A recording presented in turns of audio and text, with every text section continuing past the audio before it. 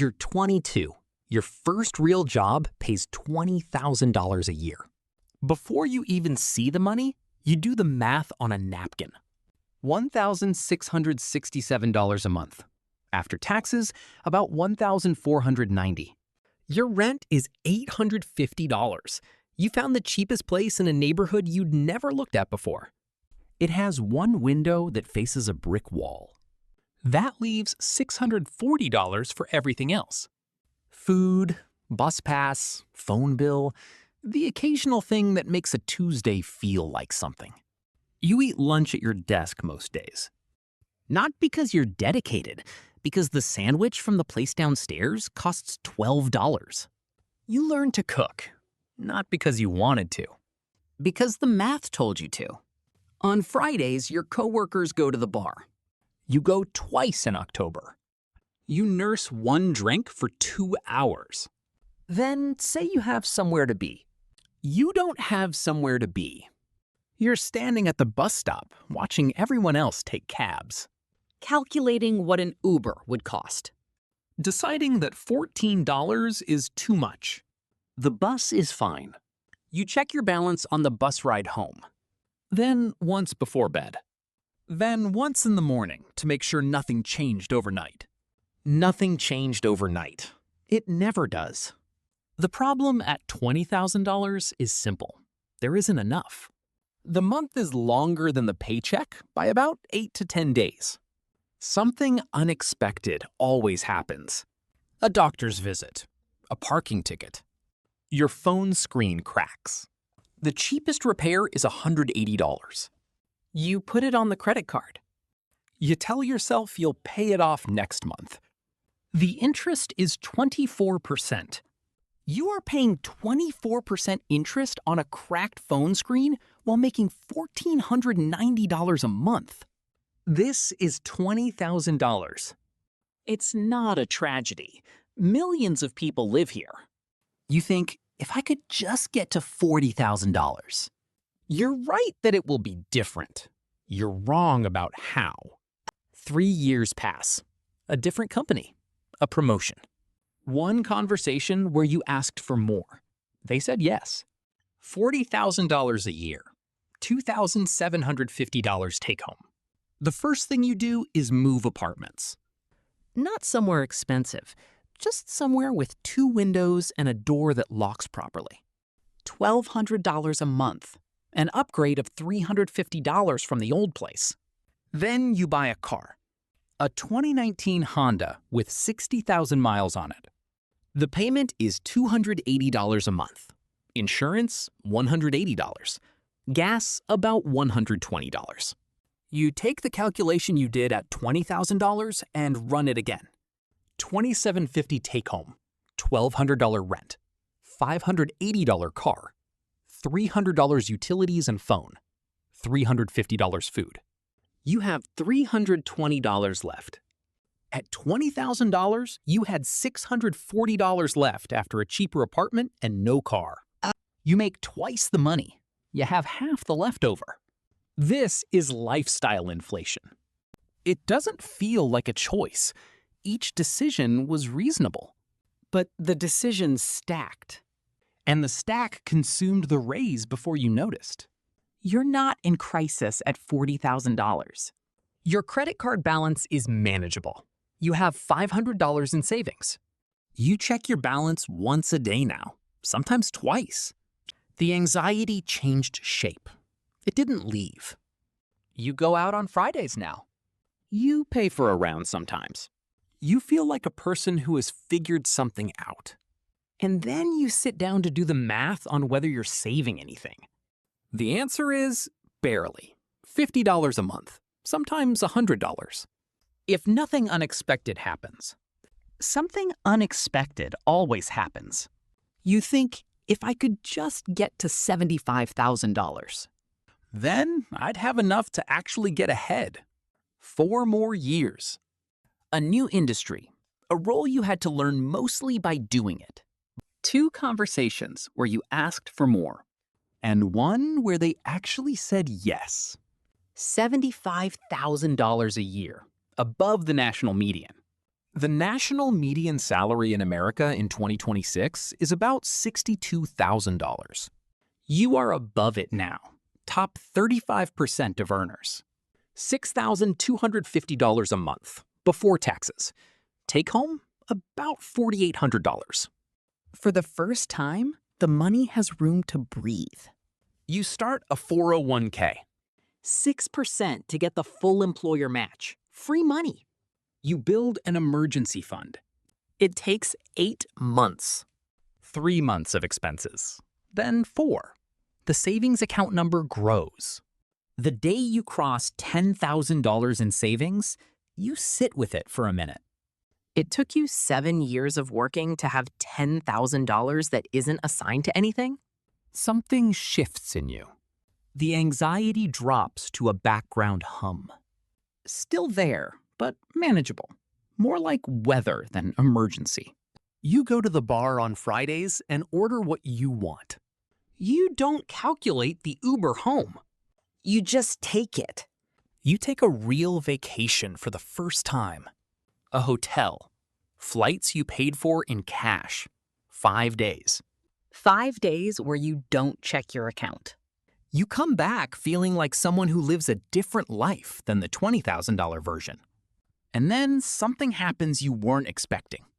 You find out that the person doing the exact same job as you at a different company makes $95,000. You find out accidentally. A conference, a conversation. They mention it the way people mention things when they don't realize it matters. You drive home. You do the math. The difference after tax is about $1,100 a month. $13,200 a year for the same work at a different company. You spend the weekend thinking about it.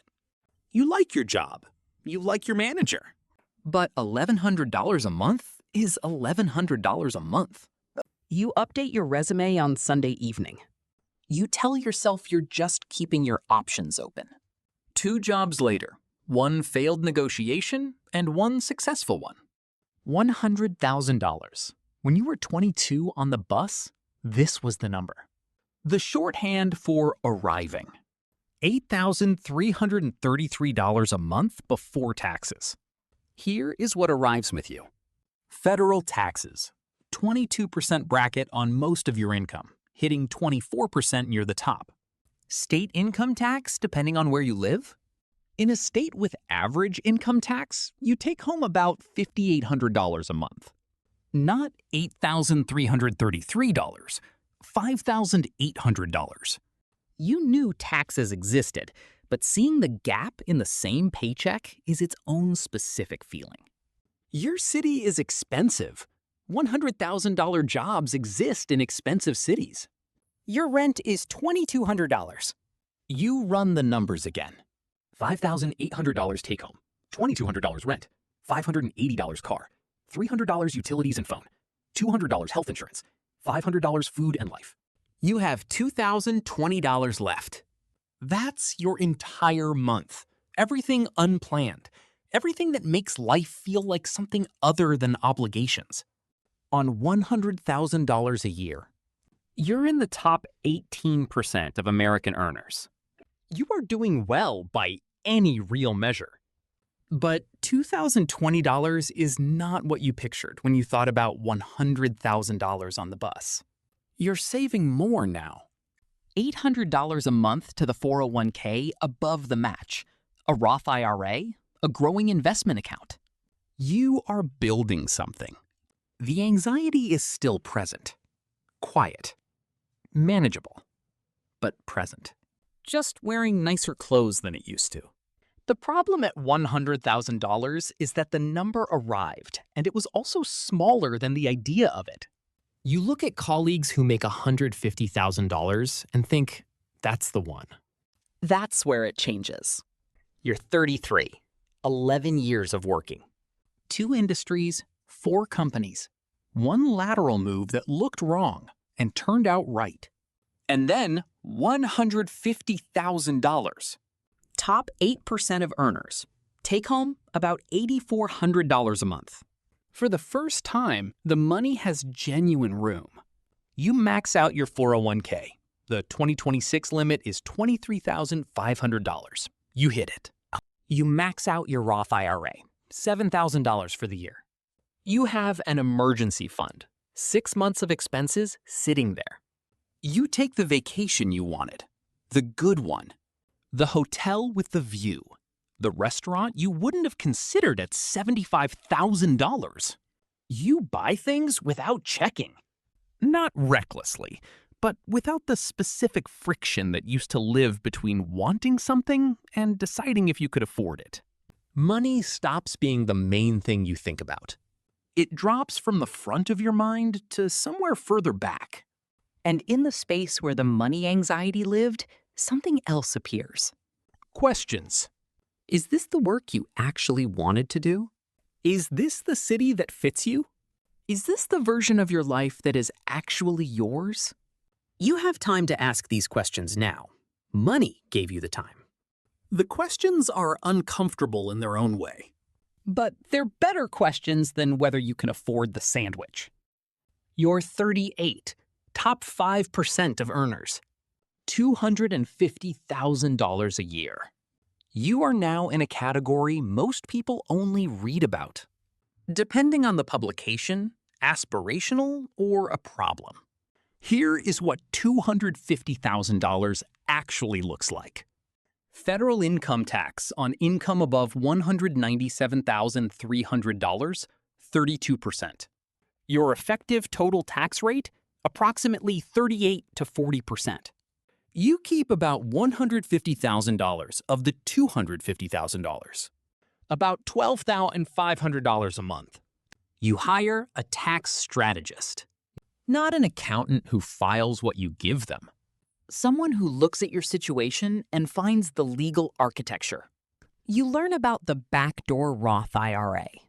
Above $161,000 for a single filer, you can't contribute directly. There's a workaround. Mega backdoor Roth through your 401k, up to $46,000 additional in 2026. Deferred compensation. You can defer up to 80% of your bonus into a future tax year. Real estate as a tax strategy. Not to become a landlord, to generate depreciation that offsets ordinary income. The system has legal ways to reduce what you owe. None of them were explained to you at $20,000 because they don't apply at $20,000. The people who use them are the people making the money to need them. You are now one of those people. You're 43, $500,000 a year. You thought this would feel like a different planet. It feels like the same planet, with better seats. Your car is nice. Your vacations are easy. You book the direct flight. But the daily texture of your life isn't dramatically different from $150,000. The thing that's different at $500,000 is not the feeling. It's the options. You have a number in your investment accounts that could sustain you for years. Not forever, but years. You could stop. Not retire, just stop doing this and do something different. Most people at this level don't stop. The work is woven into who they are.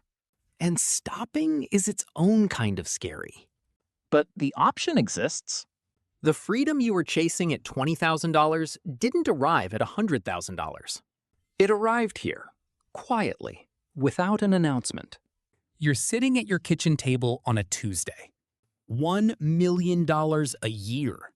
The number you thought about on the bus 21 years ago. The one that fixed everything. You take home about $500,000 after taxes. More money than you could reasonably spend on anything that makes your life feel different from yesterday. You invest most of it. Your investment accounts grow in ways that make the original salary feel like a rounding error. You wake up on Wednesday the same person. The same version of yourself that ate desk sandwiches at $20,000. That nursed one drink at the bar. That checked the account 3 times a day to make sure nothing changed overnight. Some of that is still in you. Not the behavior, the person. The thing that was always looking for a number that would make the background hum go quiet. That part of you is still here. The hum is quieter, much quieter. But it was never really about the money. Princeton researchers found that emotional well-being stops improving meaningfully above $75,000. More recent research puts the number closer to $100,000. Above that, the daily feeling of being alive stops responding to the salary. The number you were looking for at 22 probably exists. It's probably between $75,000 and $150,000. Above that, money still matters. More money is still better than less money. But the thing you were hoping it would fix is not a thing money fixes. It's a thing you have to fix alongside the money. Or before the money. Or instead of chasing the money past the point where the returns are real. You spent 20 years learning this. The hard way. The only way it actually sticks.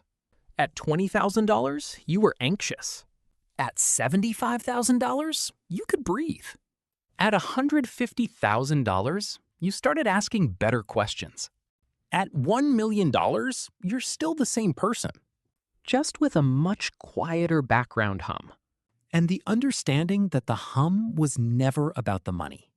It was about something you were always going to have to face, with or without the number. That's the trade. That's the bill. That's your life at every salary level, from $20,000 to $1 million.